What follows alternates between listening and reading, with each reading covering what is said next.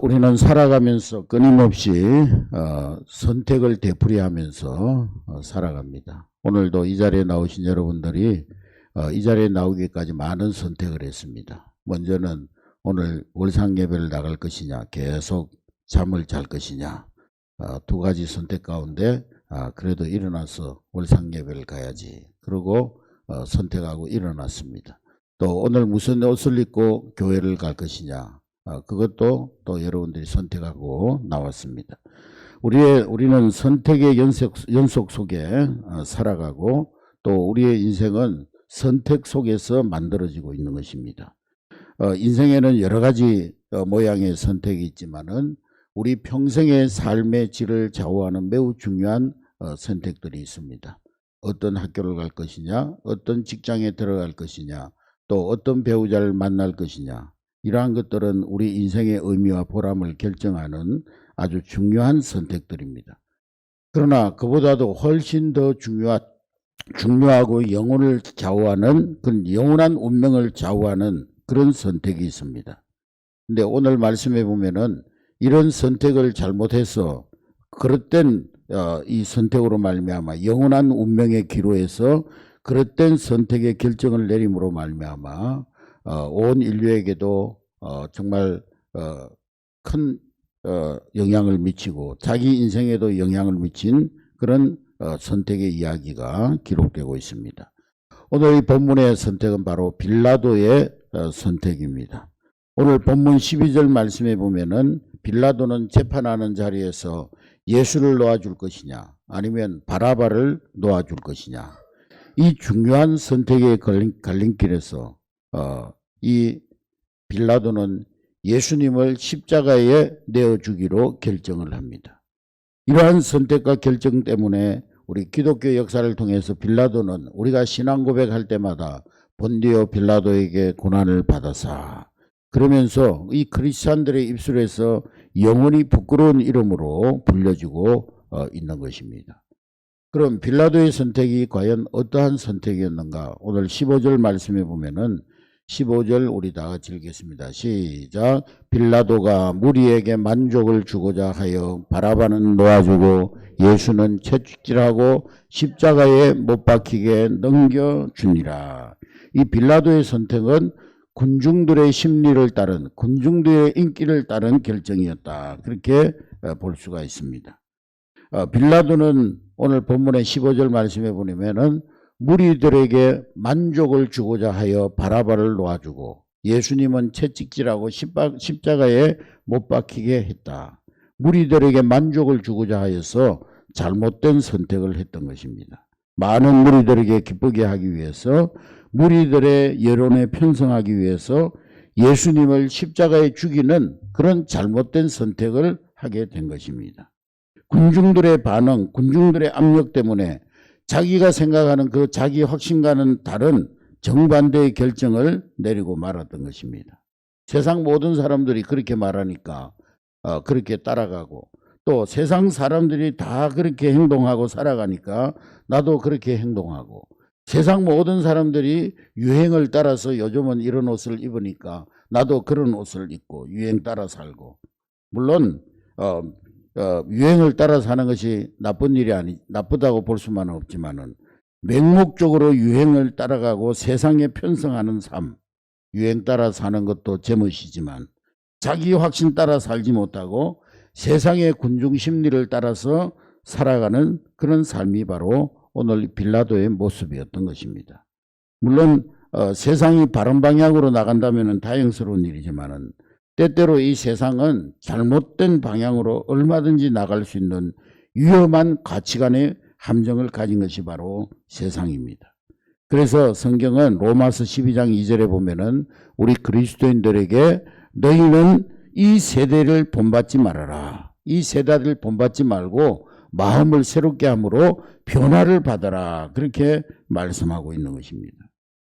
우리가 자녀들을 키우면서 자녀를 양육하는 데 있어서 제일 어려운 시기는 아마 청소년기, 티네이저 시대라고 생각해요. 10대 때가 가장 어려운 때입니다. 이때가 왜 힘드냐 하면은 이 청소년기는 fear pressure 시대입니다. 이 말은 친구들에게 오는 그런 압력, 또 친구들이 하는 대로 그 모방하고 따라가지 않으면은 친구들에게 왕따를 당하는, 친구들의 세계에서 나는 존재할 수가 없는 것입니다.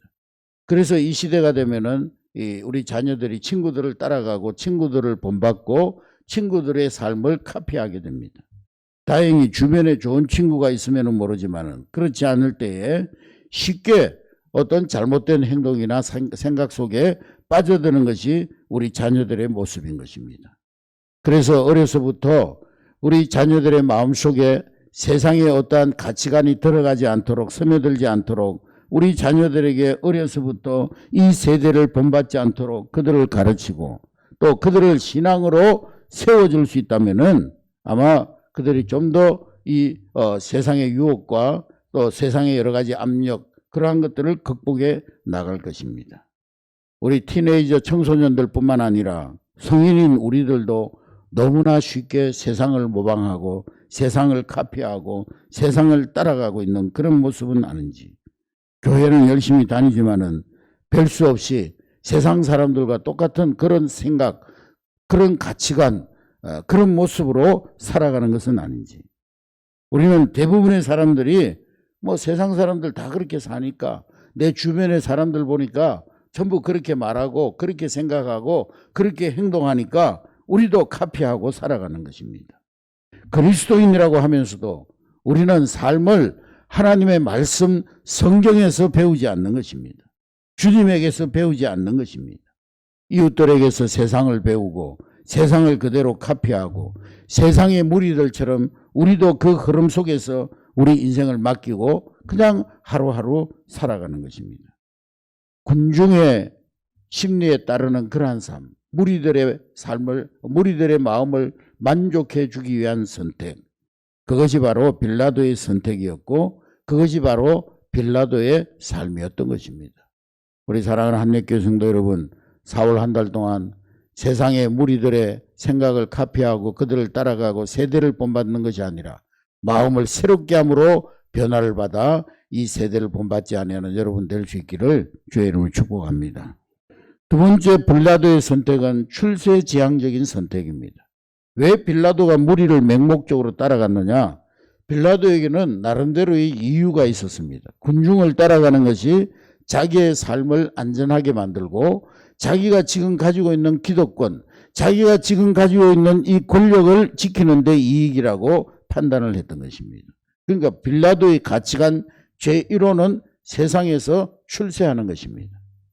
오늘 본문의 말씀에 보면은 빌라도가 많은 질문을 던집니다. 제사장들에게 질문을 던지고 예수님에게 질문을 던지고 그리고 사내들인 공회를 향해서 질문을 던집니다. 빌라도는 성경에 보면 분명히 예수님은 죄가 없다, 예수님은 어떤 반란을 일으키려고 하는 의도도 없었고 예수님은 스스로 왕이라고 말한 적도 없었고 예수님은 십자가를 질 만한 그런 죄가 없음을 빌라도는 알고 있었습니다. 그럼에도 빌라도는 계속 질문합니다. 바라바를 놓아줄까요? 예수를 놓아줄까요? 마태복음 27장 24절에 보면은 바라바 대신에 예수를 십자가에 못 박으라고 판결을 내리는 이유를 마태는 설명하기를 도리어 빌라도가 도리어 밀란이 일어나려고 하는 것을 보고 백성들이 막 반란을 일으키고 요즘 말로 하면 막 촛불 혁명을 일으키고 광화문에서 막 사람들이 모여가지고 막 탄핵하라고 그러고 끌어내리라고 그러고 막 그걸 보고 빌라도가 그런 결정을 내렸다는 것입니다. 민중의 난이 일어나면은 유다를 다스리는 총독으로서 내 입지가 불리해지지 않겠느냐. 그래서 그것이 빌라도의 가치였고 빌라도의 계산이었고 선택이었다는 것입니다. 빌라도의 본래 의도는 예수님을 놓아주는 것이 그의 본래 의도였어요. 빌라도는 분명히 예수님이 죄가 없다는 것을 알았습니다. 그런데 유대인들이 막 소리를 칩니다. 예수를 놓아주면은 당신은 가이사의 충신이 아니고 당신은 로마의 가이사 황제를 반역하는 것이 된다. 그러면서 막 민중이 일어나서 민중의 여론이 들끓는 거예요. 그래서 13절의 말씀에 보면은 13절 우리 다 같이 읽습니다. 시작. 그들이 다시 소리 지르되 그를 십자가에 못 박게 하소서. 예. 이 13절에 보면 빌라도가 이 말을 듣고 군중들이 막 소리 지르면서 예수를 십자가에 못 박으라고 그 말을 듣고 마음을 바꿨다는 거예요. 그래서 예수를 십자가에 내어주는 판결을 하게 되었다는 것입니다. 그러니까 빌라도는 철저하게 무엇이 옳은지 무엇이 거짓된 것인지 무엇이 참인지 무엇이 진리인지 그것에 따라서 선택한 것이 아니라 철저하게 자기의 정치적 입지, 내가 어떤 편에 서야 나의 기독권을 지킬 수 있을까? 물론 인생 살면서 자기 입지, 자기 출세, 자기 신변의 안전을 생각하지 않는 사람이 어디에 있겠습니까? 그리고 그것을 생각해야 되죠. 그러나 그보다 더 중요한 것이 있습니다. 우리가 뭔가를 결정할 때 이것이야말로 정당한 결정일까? 이것이 나에게 얼마나 유리하게 하느냐? 못지않게 중요한 것은 이것이 정말 정당한 행동이냐? 하나님 보시기에 정말 기뻐할 만한 결정이냐? 하나님의 말씀의 기준에 비추어 볼 때 이것은 신앙적인 결정이요? 하나님 앞에 부끄럽지 않은 결정인가? 빌라도는 그런 물음이 없었다는 거예요. 내가 이렇게 결정하면 내가 유리하고 내가 내 기득권을 지키고 세상에서 출세하는 일에 유리하니까 출세를 위해서 무엇이든지 내가 할 수 있다. 그것이 바로 빌라도의 결정이었던 것입니다. 자기의 정치적 입지를 위해서 예수님을 십자가에 내어주었던 빌라도의 운명은 어떻게 됩니까? 순간적으로는 자기의 어떤 빌라도의 자기의 자리를 지킬 수 있고 권력을 지킬 수 있지만은 나중에 역사를 보면은요, 빌라도는 결국에는 자살로 그 인생을 끝내고 맙니다. 자살하게 되는 거예요, 나중에 로마 황제에게 소환을 받게 되면서 자기의 정치적인 생명이 끝났다는 걸 알고 결국에는 스스로 자기의 목숨을 끊고 맙니다. 조금 더 총독의 자리에 앉아 있기는 했지만 결국에는 자살로 끝나는 그런 인생이었습니다.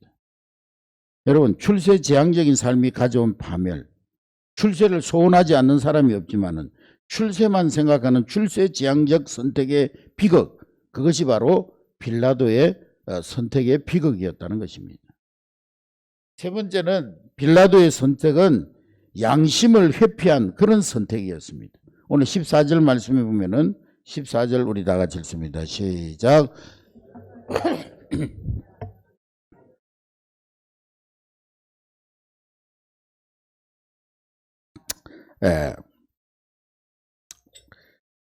이 예수가 무슨 악한 일을 했느냐? 예수가 무슨 악한 일을 저질렀느냐? 이 빌라도는 예수님이 잘못하지 않았다는 것을 분명히 알았습니다. 그래서 10절에 그렇게 말합니다. 10절 우리 다 같이 읽습니다. 10절 시작. 이는 그가 대제사장들이 시기로 예수를 넘겨준 줄 알미니라. 예수님에게 무슨 죄가 있어서 지금 재판정에 서 있는 것이 아니라 제사장들이 예수를 시기해가지고 지금 아무 죄도 없는 이 예수님을 무고함으로써 이 재판장에 넘겨준 것을 알고 있었다는 거예요.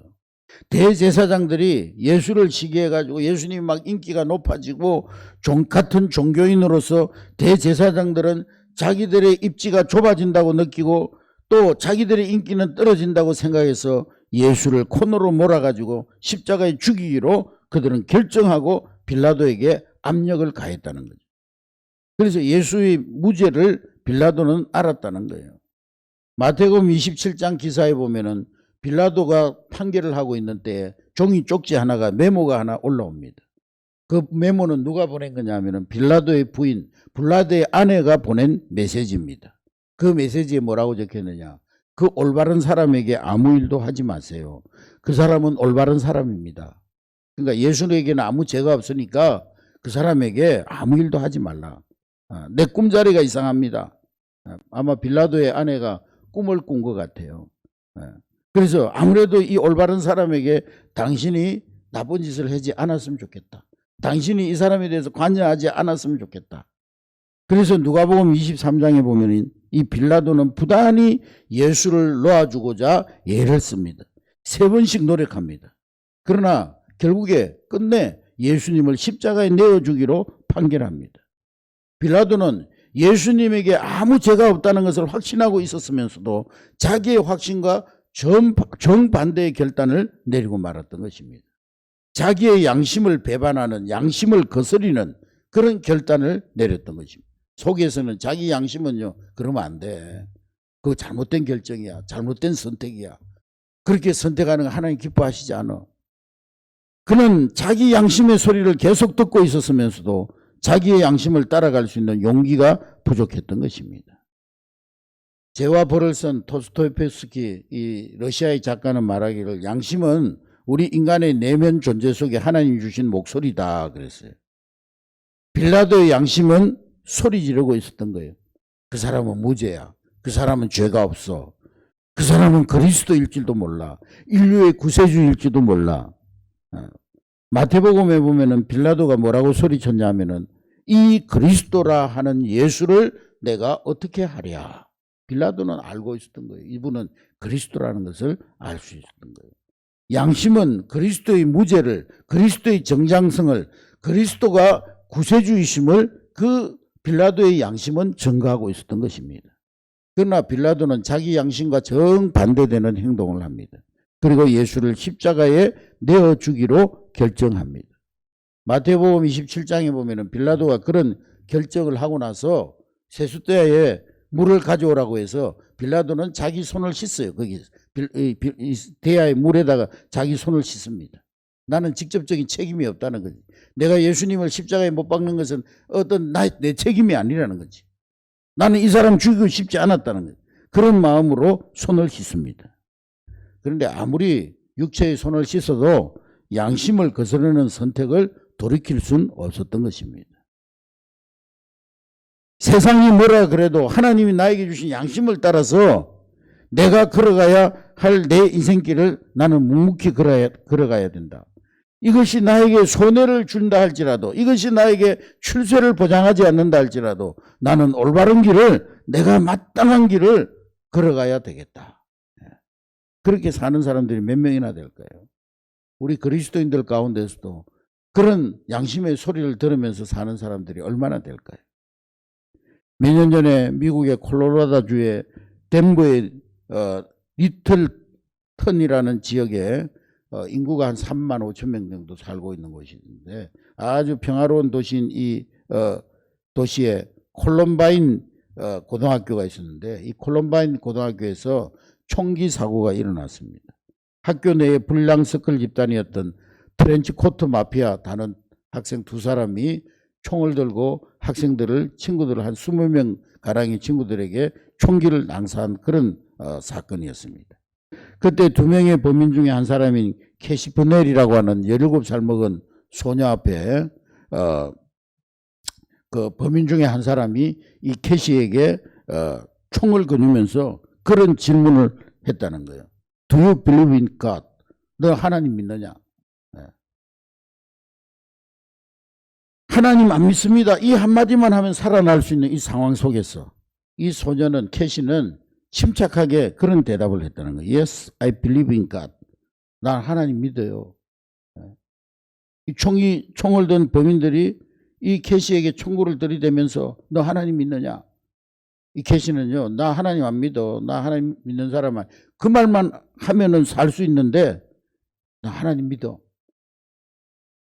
범인은 총뿌리를 더 가까이 겨누면서 막 신경질적으로 다시 한번 소리를 지는 겁니다. 영어로 막 There is no God.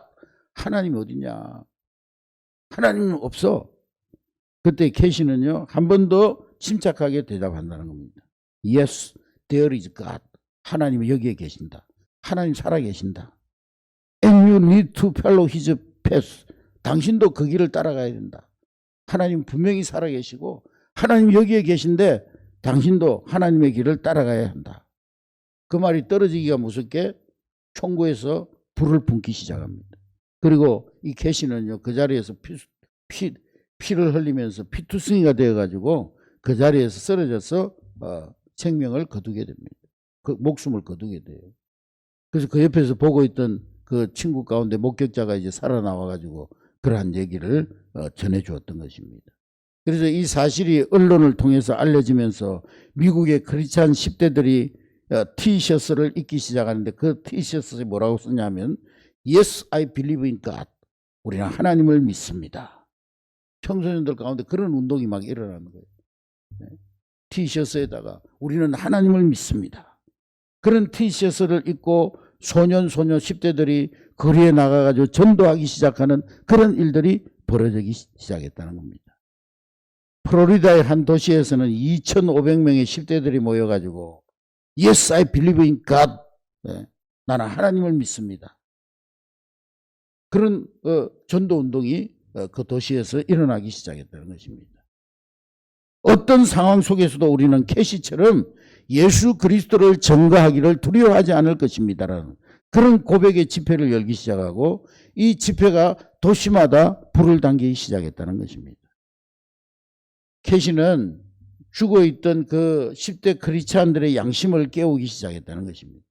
그러면서 그 크리스찬 10대들 청소년들이 신앙이 살아나기 시작하고 크리스찬 어른들이 그 청소년들의 행동을 보면서 부끄러워하기 시작했다는 것입니다.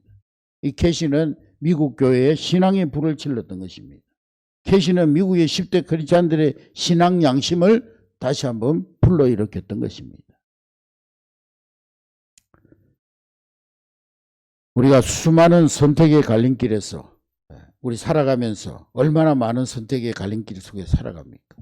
이 수많은 선택의 갈림길에서 나도 담대하게 믿음을 선택하고 하나님의 말씀을 선택하고 하나님의 기뻐하시는 길을 선택할 수 있는지, 예수 그리스도를 선택할 수 있는지, 그리고 그리스도에 대한 신앙의 고백을 가지고 내가 어떤 상황 속에서도 어떤 환경 속에서도 담대하게 Yes, I believe in God. 나는 하나님을 믿습니다. 나는 하나님 믿어요. 나는 하나님의 사람이에요. 하나님이 살아계십니다.